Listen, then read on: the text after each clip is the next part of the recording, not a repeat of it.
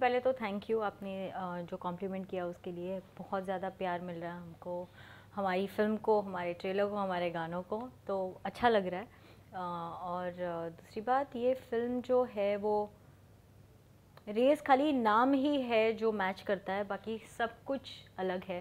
पहले की 2 रेस है उससे, इसके अंदर स्टारकास्ट पूरी नहीं है, इसके अंदर स्टोरी कम्प्लीटली डिफरेंट है। पहले 2 भाई की कहानी थी, इसके अंदर पूरी फैमिली की कहानी है। फ्लेवर सेम रहता है, यही ट्विस्ट एंड टर्न्स है काफ़ी फ़िल्म के अंदर।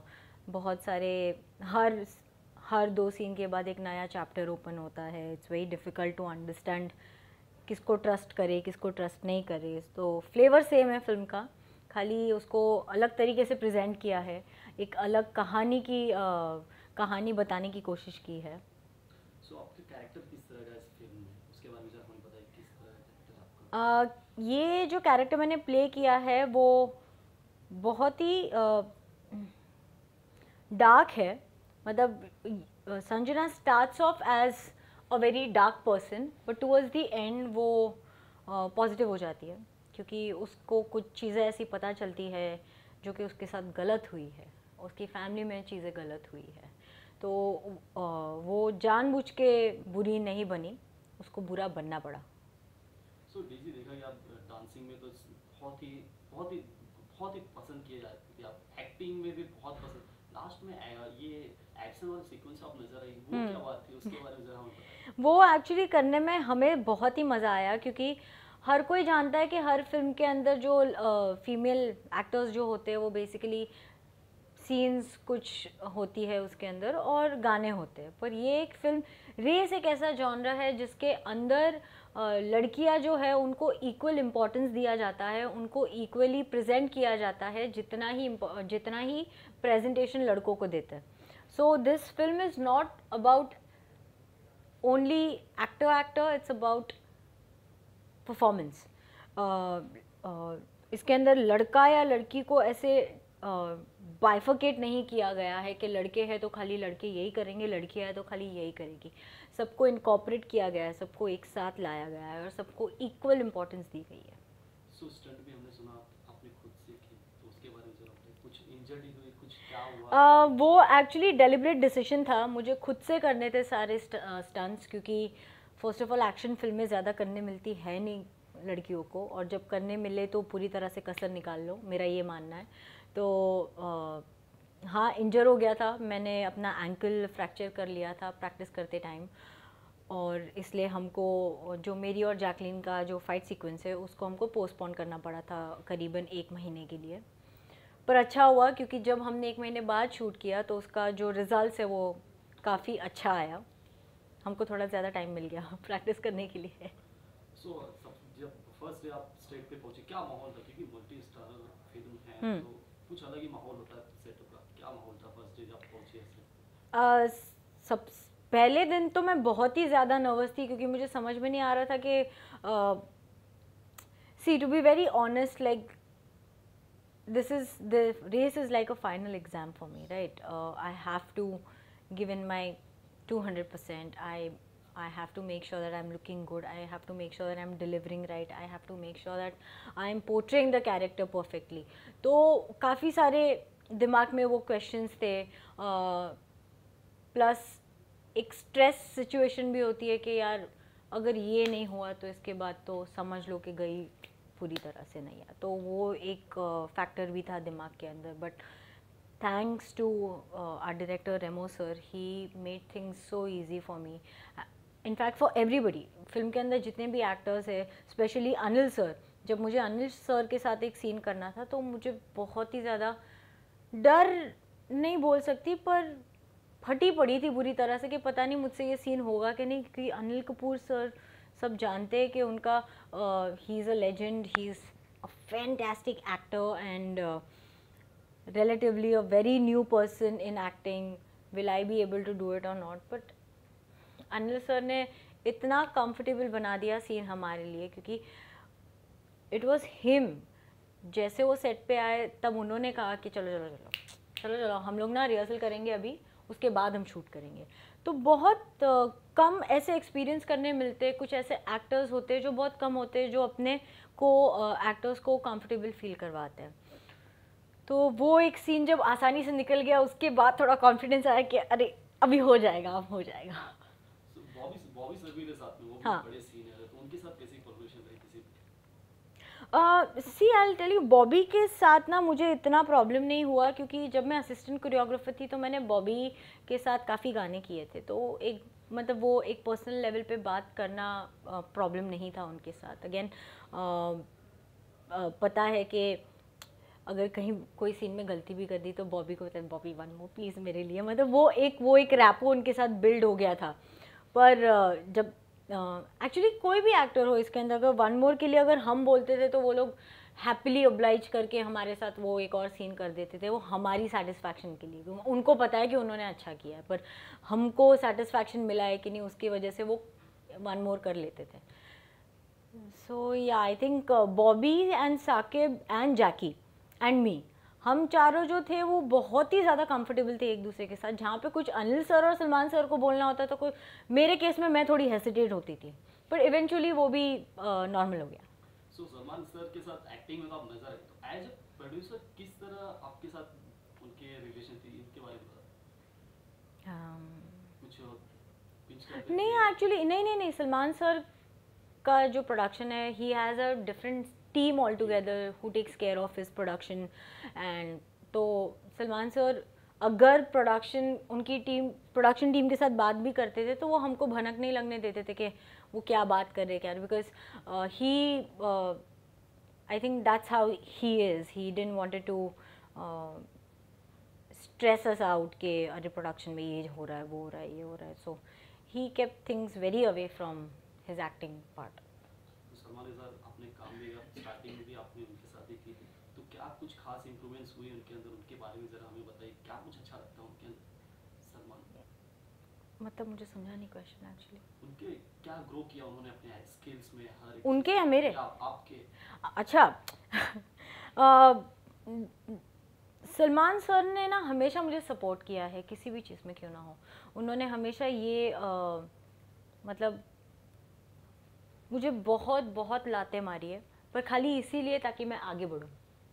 तो और जब हम जय हो कर रहे थे तब उन्होंने मुझे काफ़ी सारी एडवाइस दी थी। उन्होंने मुझे काफ़ी सारी चीज़ें ऐसे बताई कि एक्टिंग के अंदर कैसे क्या होता है, किससे कैसे बात करते हैं, ये कैरेक्टर को कैसे प्ले करते हैं, इसको कैसे इमोट करते हैं। पर रेस के अंदर जो एक एडिशन था वो था एक्शन, जो कि मैंने पहले कभी नहीं किया था। तो उसके अंदर जब हम रिहर्सल्स करते थे, जैसे मैं, जाकी, साकिब, हम लोग जब भी एक्शन की रिहर्सल्स करते थे तो सलमान सर हमेशा रहते थे प्रेजेंट, और हमको गाइड करने के लिए कि ये किक कैसे मारनी है, ये इसको पंच ऐसे करना है, या अगर वो आपको पंच कर रहे तो आपका रिएक्शन कितना और कैसे होना चाहिए। तो वो थ्रू आउट थे हमारे ये फिल्म के पूरे प्रोसेस में। मतलब ऐसे नहीं कि ये एक फिल्म में ऐसे थे कि सलमान सर वो टाइम भी हमारे साथ थे जहाँ पे वो रिक्वायर्ड नहीं थे। सो रेमो सर कैसे कैसे डायरेक्टर है, आप ही की तरफ मैंने रेमो सर ना उनको एक भी बारी सेट पे भड़कते हुए नहीं देखा है, सेट पे या ऑफ सेट भी। जैसे हम लोग ने काफ़ी आउटडोर्स किए है फिल्म के अंदर, तो फैमिली हो गई थी। मतलब 20 दिन हम लोग, 20-25 दिन हम लोग अबू धाबी में थे, फिर उसके बाद हम लोग 2 हफ्ते बैंकॉक में थे, उसके बाद हम बॉम्बे में काफ़ी शूटिंग की, उसके बाद हम लोग लद्दाख में थे 10 दिन के लिए। सो जहाँ भी गए हम सब साथ में गए, तो सुबह के ब्रेकफास्ट से लेके रात के डिनर तक हम सब साथ रहते थे। सो डेजी एक एक एक्ट्रेस के लिए या एक आम इंसान के लिए फर्स्ट ऑफ ऑल स्टार्टिंग करना है असिस्टेंट कोरियोग्राफर से, फिर एक्टिंग में जाना, फिर उसमें महारत हासिल करना, फिर लास्ट में एक बड़े स्टार के साथ काम करना, कितना मुश्किल होता है? इस जर्नी को आप किस तरह देखते हैं? मेरा ये मानना है, और ये एक्चुअली फैक्ट है कि life is about challenges. Her phase पे, मतलब बचपन जब से आप पैदा होते हो तब से आपको चैलेंजेस को फेस करना पड़ता है। मेरे लिए चैलेंज ये नहीं था कि जय हो के बाद मैं क्या करूँगी, मेरे लिए चैलेंज ये था कि मैं जय हो तक पहुँचूँगी कैसे, उसके बाद तो जो होना वो हो जाएगा। तो आई थिंक ब्लेसिंग्स मेरे फैमिली, मेरे पेरेंट्स की, और मैं बहुत फॉर्चुनेट हूँ कि मुझे सलमान सर जैसे इंसान मिले मेरी लाइफ में, जिन्होंने मुझे एक लेवल से उठा के किसी और लेवल तक ला दिया। आगे ऑब्वियसली मेरी मेहनत पे डिपेंड करता है कि वो लेवल को मैं और ऊपर कैसे लेकर जाऊँ।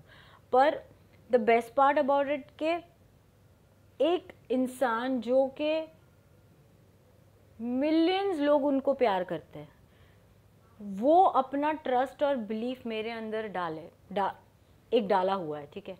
तो मैं वो इंसान को कहीं पे गलत प्रूव नहीं कर सकती हूँ ना, और मैं चाहूँगी भी नहीं कि वो इंसान कहीं गलत हो मेरी वजह से। तो मैं आज, मुझे मेरे अंदर एक कॉन्फिडेंस है, मेरे अंदर एक बिलीफ है, वो खाली सलमान सर की वजह से है, क्योंकि वो मुझ में बिलीव करता है।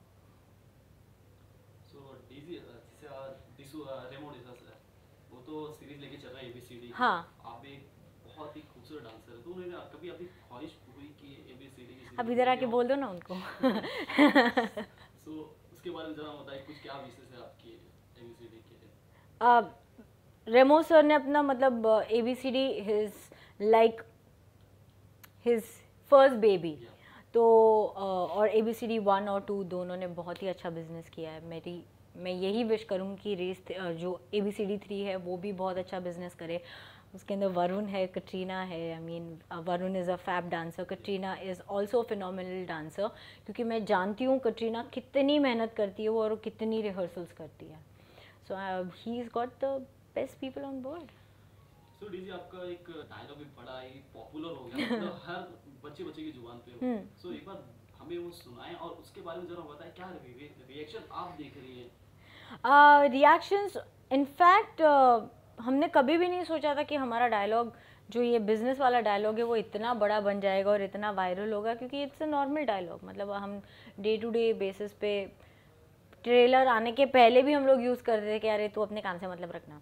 No, I say this to my sister says this to me before the trailer ever came out. तो ये मेरे ख्याल से ये एक नोकझोंक होती रहती है भाई बहनों और बहनों के बीच में, पर ट्रेलर आने के बाद ये कोई और लेवल पे चला गया ऑल टुगेदर। तो आज ऐसा हो गया है कि मैं कहीं पर भी जाती हूँ तो मुझे शायद मेरे नाम से लोग नहीं जानते, पर मुझे मेरे डायलॉग की वजह से लोग जानते हैं। मैंने थोड़ा मॉडिफाई किया उसे। मैंने कहा कि our business is our business, none of your business. ये तो था ट्रेलर का dialogue, but now our business is your business, because Race 3 is releasing in 2 days. So, कितनी excited भी है, कितना nervous भी है मूवी, क्योंकि 2 दिन ही बाकी है तो? Nervousness तो definitely है, पर excitement इसलिए है क्योंकि जो बड़े फैक्टर्स है, Salman sir, Anil sir, race, ये 3 बड़े फैक्टर्स हैं हमारे फिल्म के, जो कि डेफिनेटली एक सर्टेन अमाउंट की ऑडियंस तक पहुंचने ही वाली है ये फिल्म। मतलब एक रीच जो है वो बड़ी है ऑलरेडी, तो वो एक विजिबिलिटी की बात हो गई, तो हाँ हम विजिबल है। बट एज अ फिल्म मुझे पर्सनली कितना हेल्प करती है उसका नर्वसनेस है कि इतने सारे लोगों के बीच में तुम आउटशाइन कैसे करोगे, या तुम्हारी प्रेजेंस फेल्ट कैसे होगी, या तुम नोटिस कैसे होगे एज एन इंडिविजुअल, वो नर्वसनेस है।